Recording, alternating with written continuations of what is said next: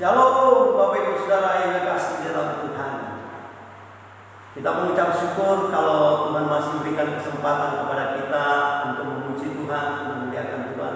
Secara khusus kita merayakan Paskah bersama-sama. Dimanapun kita berada, saya terus percaya kita semua dilawat oleh Tuhan, diberkati oleh Tuhan, dan kita akan sama-sama belajar firman Tuhan. Sebelum kita belajar firman Tuhan, kita akan berdoa bersama-sama. Bapa kami yang ada di dalam sorga, kami akan belajar firman-Mu. Tolong pimpin kami, terangi kami, supaya kami boleh mengerti apa yang menjadi kehendak-Mu di dalam kehidupan kami. Urapi hamba-Mu, Engkau pakai hamba-Mu.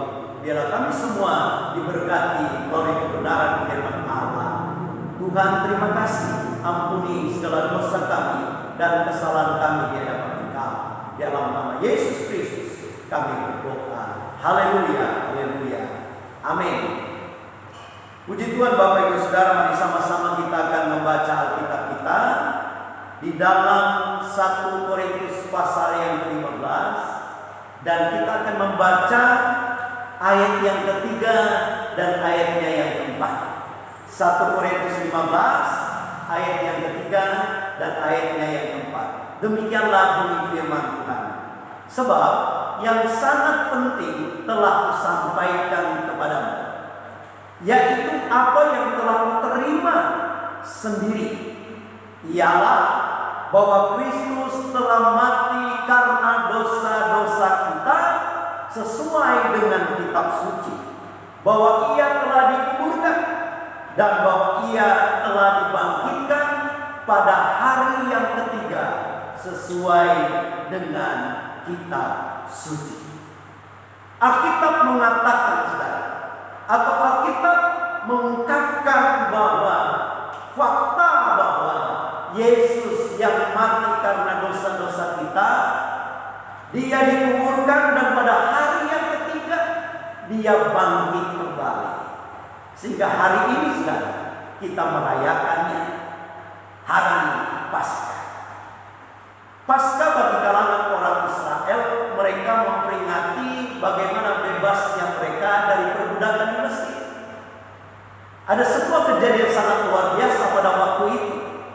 Malaikat kematian masuk kepada rumah-rumah orang Mesir dan membunuh anak-anak sulung orang Mesir. Tetapi saudara, rumah-rumah orang Ibrani dilewati, dan tidak ada anak-anak sulung yang mati dalam rumah tangga, dalam keluarga orang Ibrani pada waktu itu. Dan orang Israel terus memperingatinya, Paskah. Paskah itu kan bahasa Ibrani kata pesta, yang artinya atau berarti melewati, lewat dari kematian, luput dari kematian, terbebas dari kematian.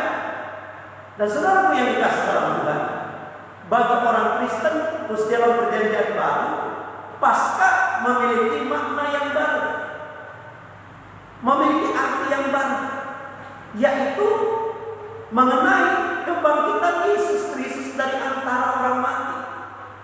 Sehingga pada hari Minggu di mana Yesus bangkit dari antara orang mati, umat-umat Tuhan selalu berkumpul dan mereka merayakannya, mereka bersukacita. Kenapa? Karena merayakan hari kebangkitan Yesus Kristus dari antara orang mati. Nah, sampai sekarang ini, saudara, Paskah bagi kita adalah kebangkitan Kristus dari antara orang mati. Nah, kita sangat bersyukur kepada Tuhan.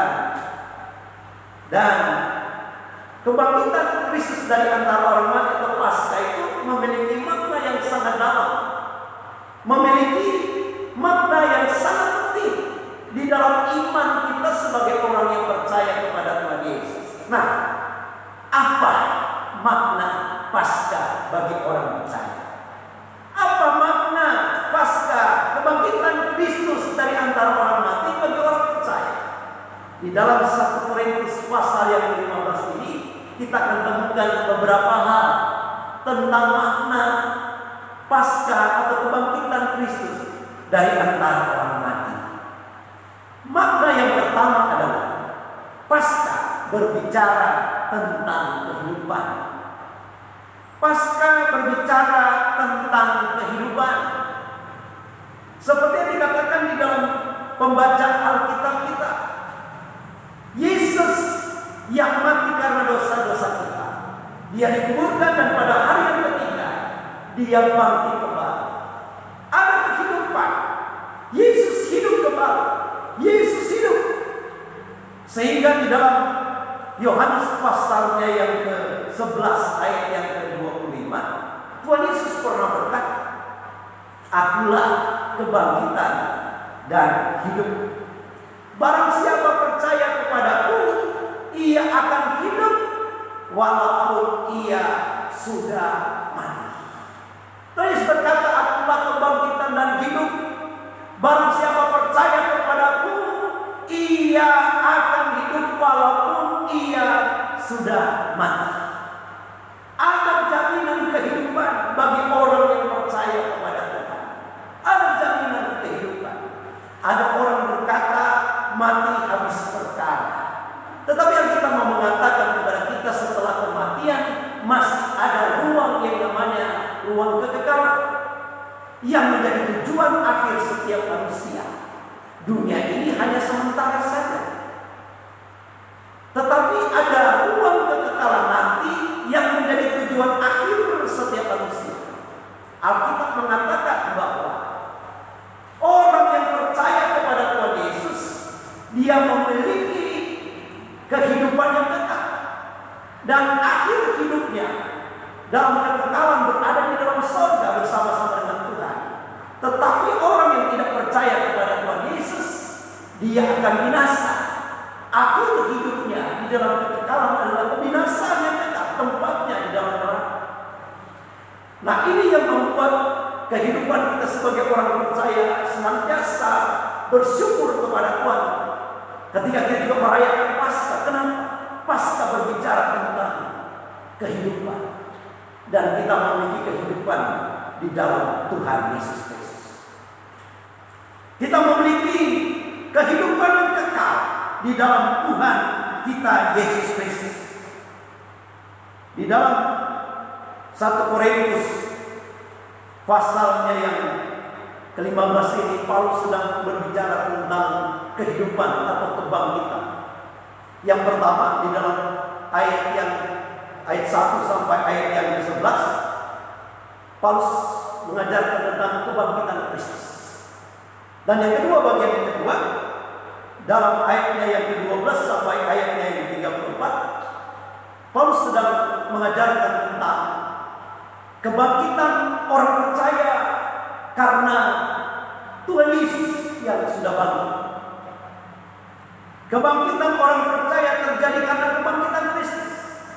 Dan bagian yang ketiga, dalam ayat yang ke-12 sampai ayat 35. Ayat 35 sampai ayat yang ke-58 berbicara tentang kebangkitan tubuh. Nah, saudara, Paskah berbicara tentang kehidupan. Ada kehidupan, ada jaminan kehidupan. Kehidupan di sini berbicara tentang kehidupan yang kekal di dalam Tuhan Yesus Kristus. Makna Paskah bagi orang percaya yang pertama adalah Paskah berbicara tentang kehidupan.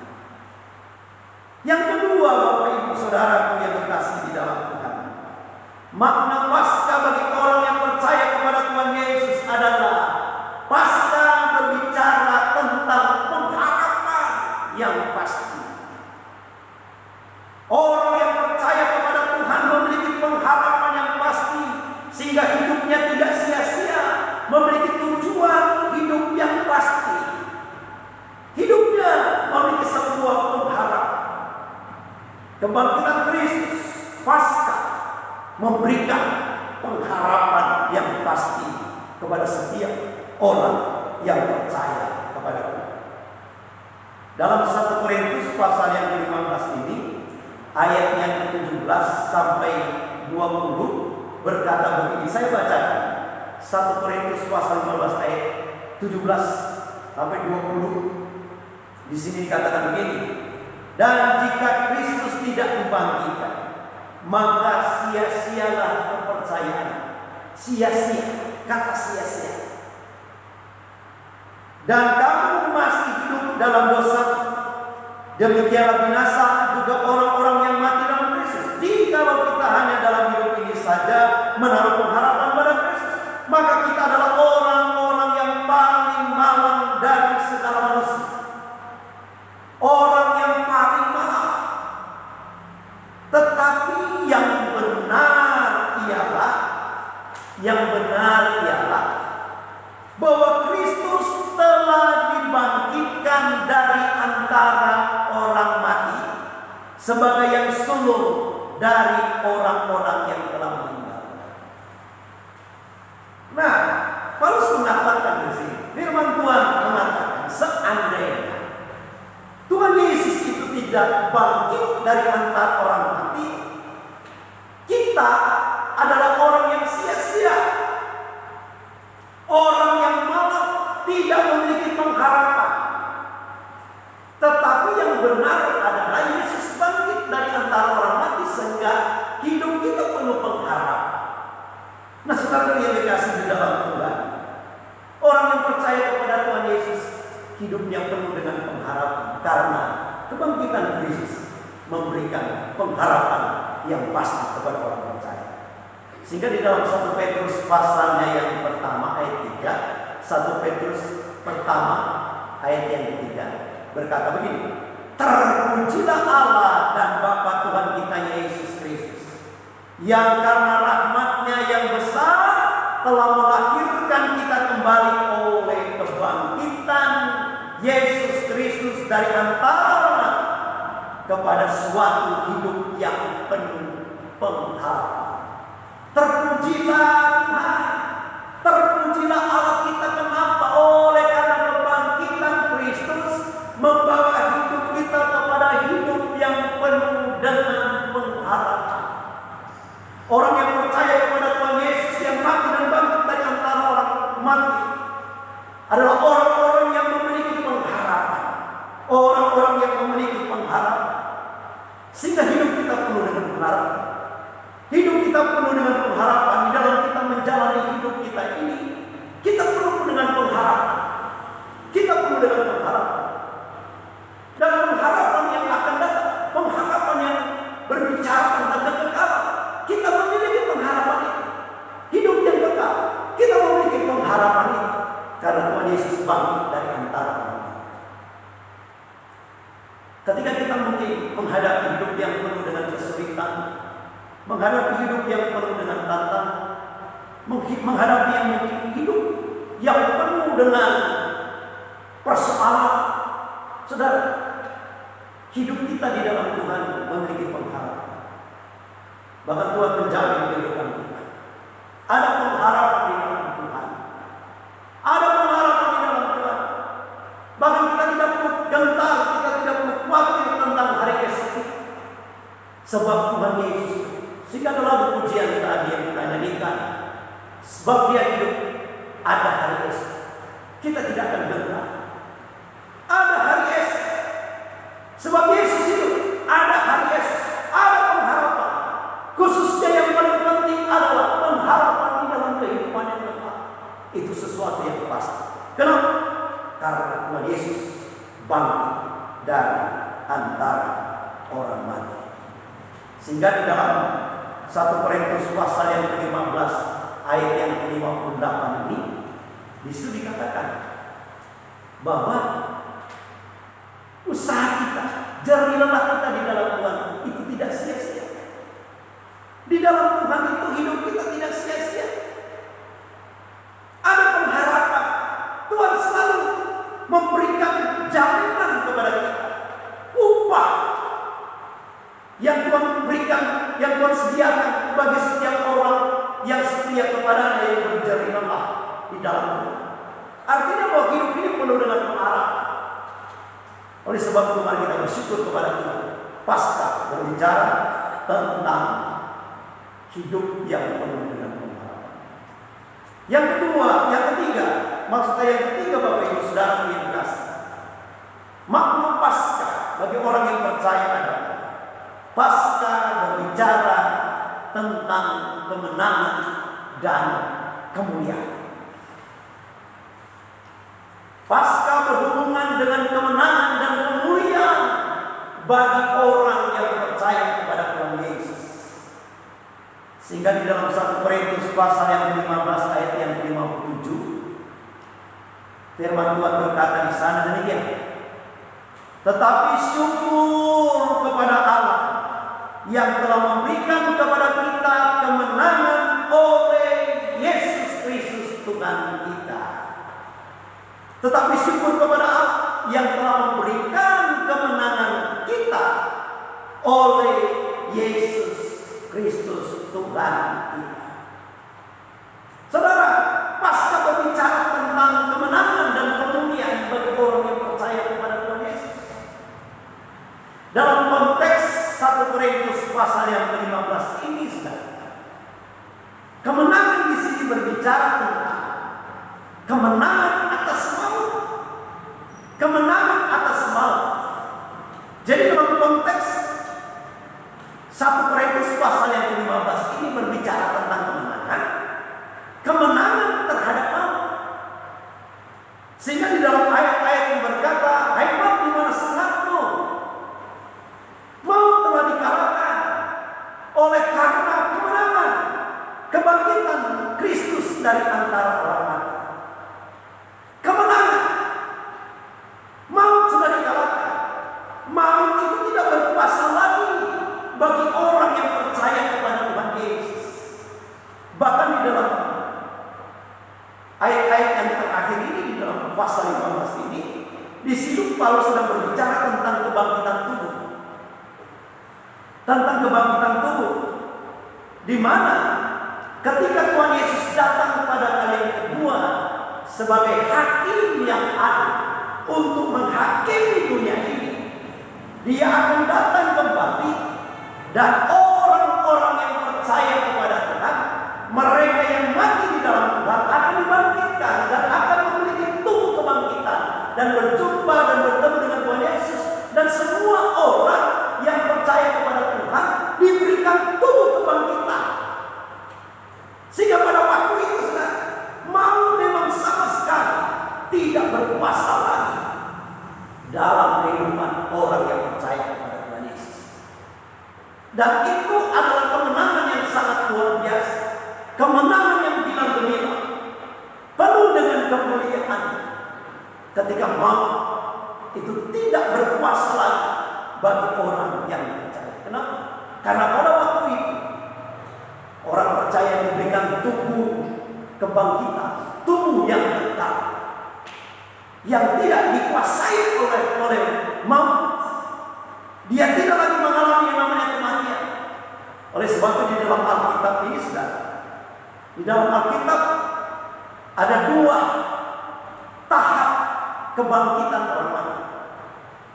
Yang pertama adalah kebangkitan orang mati yang percaya kepada Tuhan Yesus, yaitu ketika Tuhan Yesus datang kepada kalian itu, semua orang yang mati di dalam Tuhan akan diangkat dan akan berjumpa dengan Tuhan Yesus di awal-awal, dan mereka akan hidup kekal bersama-sama dengan Tuhan Yesus selama-lamanya.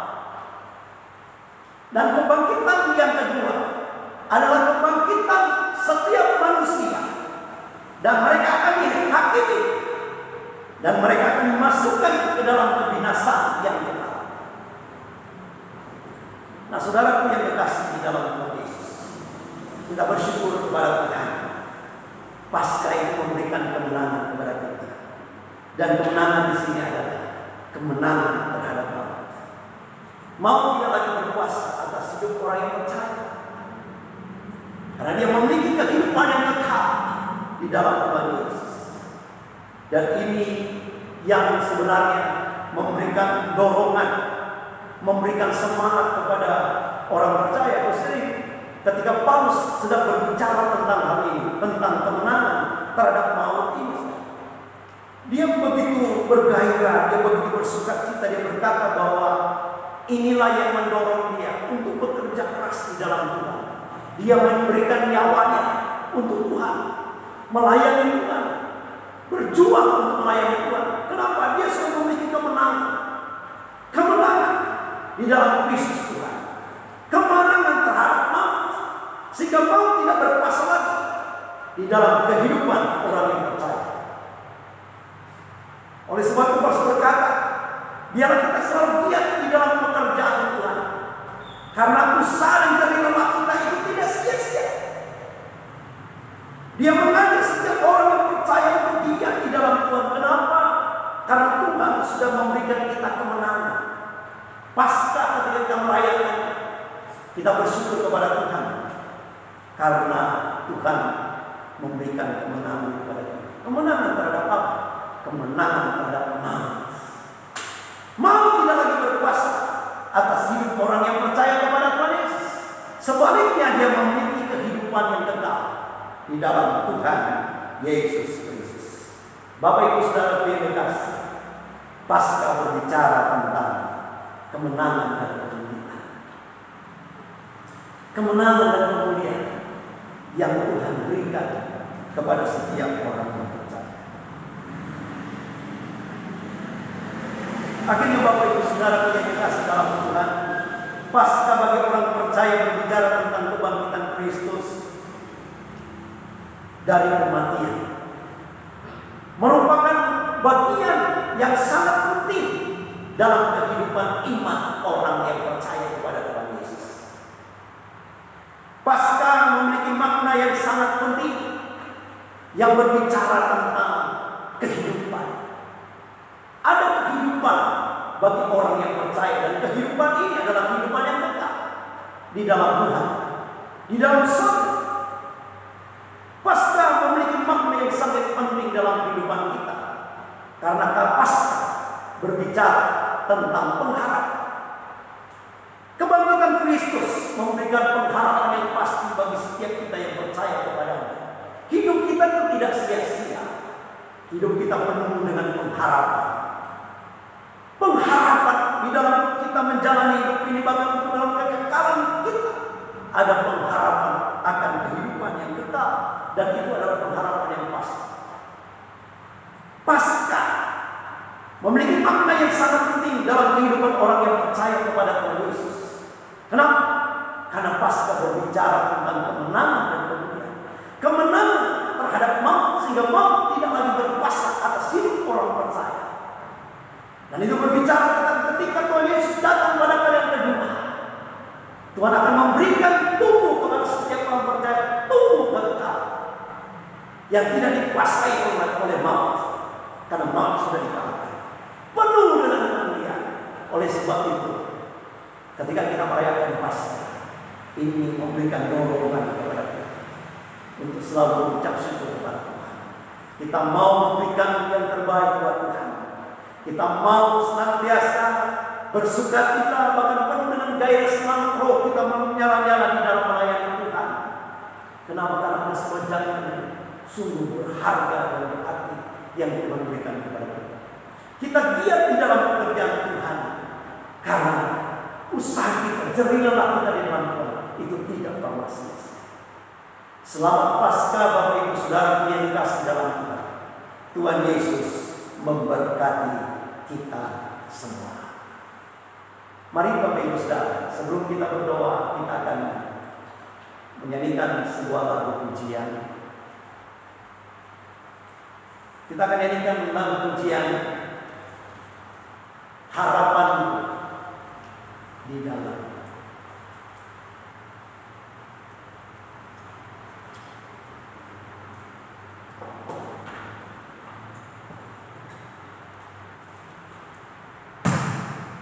Harapanku di dalam. Kita memiliki sebuah pengharapan. Dan kita mau berkata bersama-sama, harapanku hanya di dalam. Kalau hari-hari ini Bapak Ibu Saudara mungkin menghadapi sebuah kehidupan yang sulit, menghadapi sebuah keadaan yang begitu sulit, mari kita datang kepada Tuhan.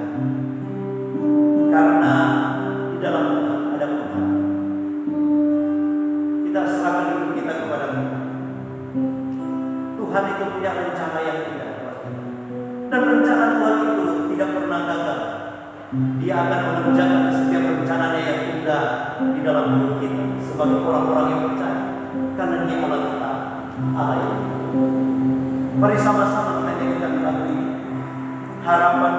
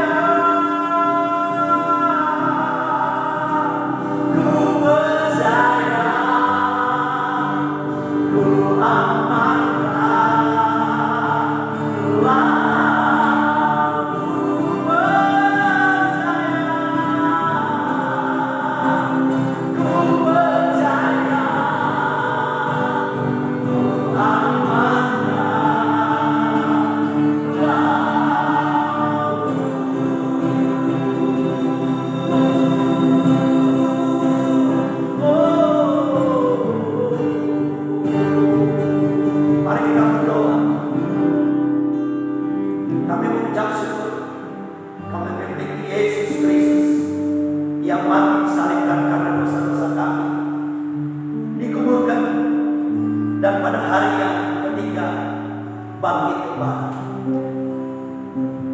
Kami mengucap syukur kepada Tuhan, dan Engkau memberikan kehidupan kepada kami, dan Engkau memberikan kami pengharapan yang pasti, dan Engkau memberikan kepada kami kemenangan dan kemuliaan yang hilang kehilangan. Sehingga inilah yang mendorong kami untuk tetap setia kepada Tuhan, untuk tetap diam di dalam Tuhan, di dalam pekerjaan Tuhan. Roh kami menyala-nyala di dalam melayani Tuhan, karena hidup kami tidak sia-sia di dalam Tuhan, karena pelayanan kami tidak sia-sia, karena iman kami dalam Engkau tidak sia-sia. Kami mengucap syukur kepada Tuhan, Engkau memberikan pengharapan kepada kami. Kalau ada umat-umat, anak-anak yang mungkin sedang mengalami kesulitan dalam hidup mereka, kuatkan iman mereka, teguhkan iman mereka, supaya mereka mengucap syukur karena Engkau Allah yang hidup, yang memberikan kehidupan kepada mereka, yang memberikan pengharapan dan memberikan kemenangan dan kemuliaan kepada mereka. Tuhan menolong umat-umat, Tuhan menolong anak-anak, khususnya dalam kondisi hari-hari ini.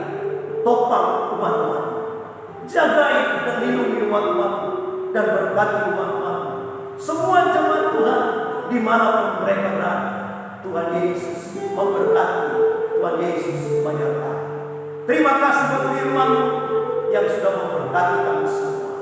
Bapak, Ibu, Saudara yang dikasih dalam Tuhan, biar berkat anugerah dan kasih karunia dari Allah Bapa, cinta dan kasih sayang dari Tuhan Yesus Kristus, tuntunan dan penyertaan daripada Allah Roh Kudus menyertai kita semua, mulai saat ini sampai Tuhan Yesus datang kalian. Haleluya, haleluya, amin. Puji Tuhan Bapak Ibu Saudara, kami mengucapkan selamat Paskah. Tuhan Yesus memberkati kita. Haleluya.